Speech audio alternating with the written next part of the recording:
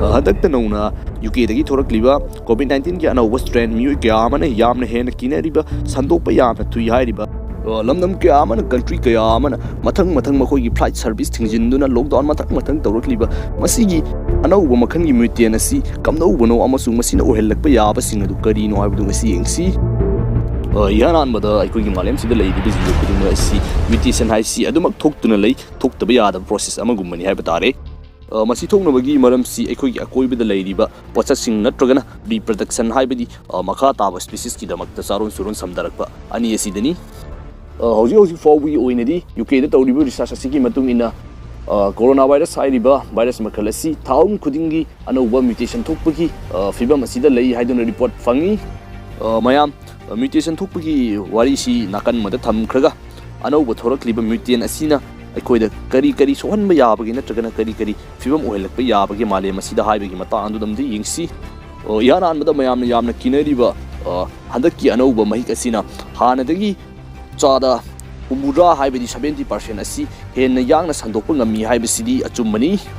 अदुगा मयामना यामना किनरिबा हंदकी अनौबा म्यूटेन असिना अखोइबी यामना हेन सोखनबगी वफम अदुगिदी हौजिक फाउबगी ओइना proof लैट्री हाइदुना England की प्रेसिडेंट बोरिस जॉनसन न सु फोंगदोख्रे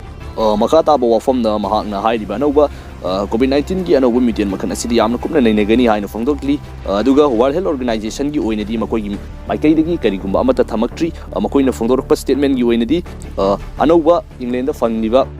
कोविड-19 की स्ट्रेन असी मतौ करम तौबनो हाइबदी यामना कुपथना नैनेगनी हाइबा वफम असी फोंगदोरकली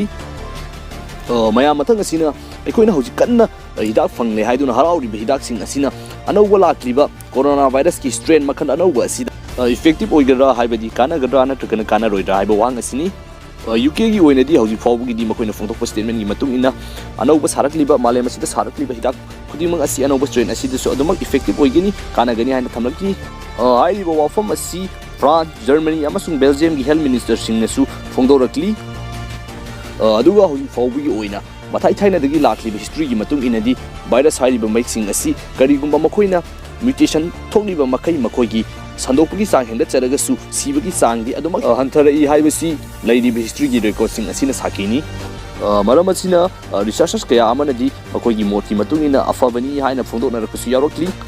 अदुगा म्यू कांगुप अमना बेसिन स्केप हाइबा यामना साथीबा तांकक अदुदा यौरकदरा हाइना पाखतपसु यावनदबदि नत्ते हाना लेरमलिबा SARS-CoV-2 वायरस असिगी म्यूटेशन थोक्लबा मतुंगा अनौबा थोरक्लिबा म्यूटेन असिगी ममिंग VUI-2020-12/01 हाइबा मिंगथोन असी फीक्रे हौजिक फाउबगी ओइनदी यूके नत्तना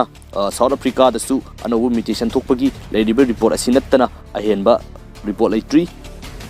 मसिनी हौजिक फाउबगी ओइना अनौबा थोरक्लिबा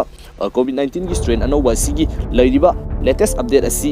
कंस्पिरेसी थ्योरी अमसुंग अरानबा पाउसिंगदा थाजबिदनबा हाइना निसिंगजरी मतम मतम की ओइबा चपचाबा अपडेट अदो एहाकना पीबा ngamnaba honajarake ngasi ओइनदी काइनानबा याथंगनिजरी।